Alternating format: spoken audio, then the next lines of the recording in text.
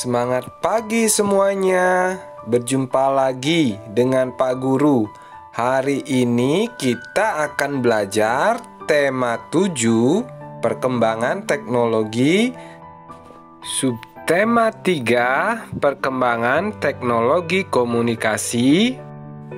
Pembelajaran 4. Selamat menyaksikan. Pagi hari, Siti menerima pesan singkat atau SMS dari Lani melalui ponsel milik ibu. Rupanya, Lani mengajak Siti untuk berenang bersama. Siti meminta izin kepada ibu untuk pergi berenang bersama Lani dan Dayu. Ibu mengizinkan Siti pergi berenang. Ibu meminta Bibi untuk menemani Siti pergi berenang. Berenang merupakan olahraga air yang baik. Pada saat berenang, semua otot tubuh bergerak. Namun, kita harus waspada akan bahaya berkegiatan di air. Bahaya yang mungkin terjadi di kolam renang adalah tenggelam. Agar tetap selamat saat berenang, kita harus ditemani oleh orang yang sudah mahir.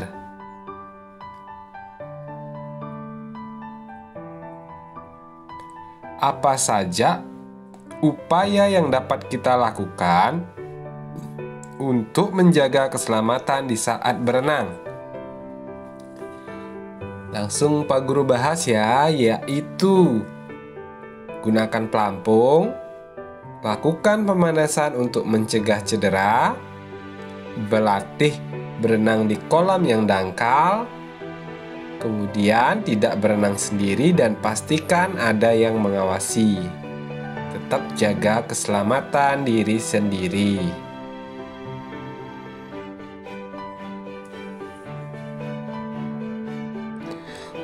Upaya menjaga keselamatan diri saat beraktivitas di air. Nah, seperti yang sudah tertera pada layar.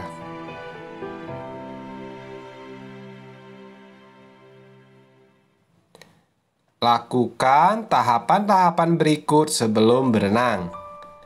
Yang pertama, pastikan pakaian yang dikenakan adalah pakaian renang. Kemudian, lakukan pemanasan sebelum masuk ke kolam renang. Lakukan kegiatan bersama teman yang sudah bisa berenang. Kemudian, berlatih meluncur dan mengambang di kolam yang dangkal. Gunakan pelampung agar lebih aman. Setelah berenang, Dayu meminjam telepon kantor kolam renang untuk menelepon ibu. Dayu minta izin kepada ibu untuk mengerjakan tugas kelompok di rumah Siti. Dayu sangat bersyukur karena ada alat bantu yang memudahkan dalam berkomunikasi. Dengan telepon, Dayu dapat langsung berbicara dan mendengarkan suara ibu. Telepon adalah alat komunikasi secara lisan. Selain alat komunikasi lisan, hingga saat ini alat komunikasi tulisan juga masih terus berkembang. Alat komunikasi tulisan. Sejak zaman dulu, komunikasi secara tertulis sudah mulai dilakukan. Ada surat yang ditulis pada daun lontar. Selanjutnya, surat ditulis pada selembar kertas dan dimasukkan ke dalam amplop. Surat akan dikirimkan oleh petugas pos dalam waktu tertentu. Waktu penyampaian surat tergantung pada jarak tujuan dan biaya pengiriman. Biasanya sekitar 3 hari sampai 1 minggu. Pada abad 21 saat ini, mulai dikenal surat elektronik atau surel. Surel dikirim melalui jaringan internet dengan alat bantu komputer. Melalui surel atau surat elektronik, pesan dapat diterima di tempat tujuan sesaat setelah dikirim. Tentu saja, hal tersebut sangat membantu komunikasi. Kini, surel bukan lagi satu-satunya alat komunikasi yang cepat. Melalui telepon seluler, kita dapat berkirim pesan menggunakan aplikasi pesan singkat atau SMS. Nah, yang sekarang sudah terbiasa dengan WA atau WhatsApp juga bisa. Bahkan saat ini kita dapat saling berkirim data penting melalui ponsel dengan berbagai aplikasi. Nah, berikut ini ada beberapa kata nanti akan kita pilih yang terkait dengan teknologi komunikasi modern ya. Ada surel, komputer, ponsel, internet, dan SMS. Itu sudah modern. Temukan kalimat utama dari tiap paragraf, lalu tulisan ringkasan teks alat komunikasi tulisan. Kita sudah berulang kali berlatih mencari kalimat utama pada setiap paragraf. Nah, ketika tiap-tiap paragraf itu diambil kalimat utamanya, jadilah ringkasan. Seperti, nah ini masih dituliskan paragraf 1, kalimat utamanya, kalimat paragraf 2, 3, dan 4.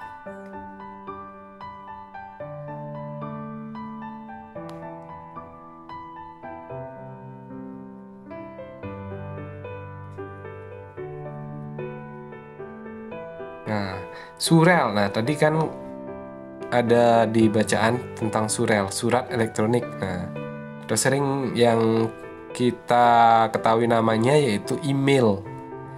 Email tulisannya email, itu tulisannya. Nah, ketika kalimat utamanya kita jadikan satu dari paragraf 1 sampai 4, didapatlah ringkasan seperti ini. Nah, ini cara yang baik untuk meringkas. Setelah mendapat izin dari ibu, Dayu dan teman-teman segera menuju rumah Siti. Mereka mendapat tugas untuk mencari informasi mengenai alat komunikasi. Siti akan mencari informasi di internet.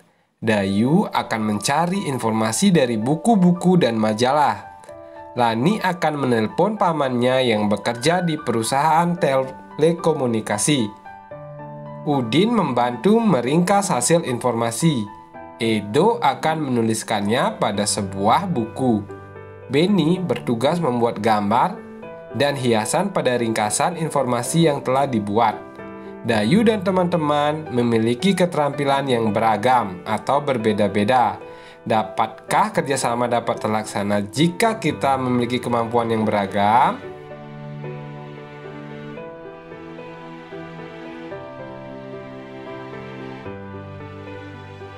Mari kita bahas bersama.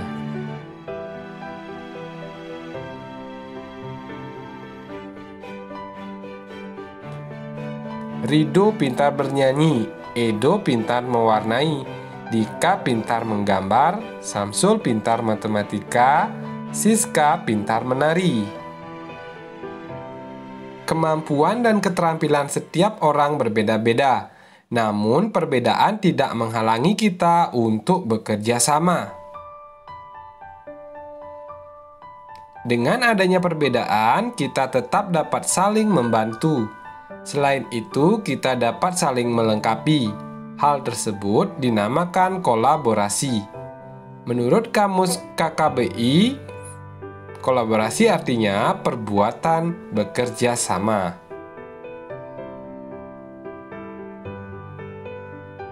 Kerjasama merupakan pengamalan sila keempat Pancasila yang berbunyi kerakyatan yang dipimpin oleh hikmat kebijaksanaan dalam permusyawaratan perwakilan.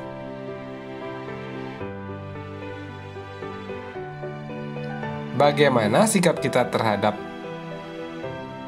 keberagaman atau perbedaan dari setiap orang? Kemudian, apakah kemampuan setiap orang sama? Tidak. Kemampuan setiap orang sudah pasti berbeda-beda. Bagaimana sikap kita? Yaitu saling menghargai untuk menjaga kerukunan. Tak terasa, kita sudah berada pada akhir pembelajaran hari ini. Tadi kita sudah belajar tentang menuliskan ringkasan teks bacaan, kemudian diskusi kelompok. Untuk mengamati kemampuan khusus yang dimiliki oleh anggota kelompok dan mengidentifikasi dan simulasi cara untuk menjaga keselamatan diri di dalam dan kolam renang. Sampai jumpa esok hari ya. Salam sehat.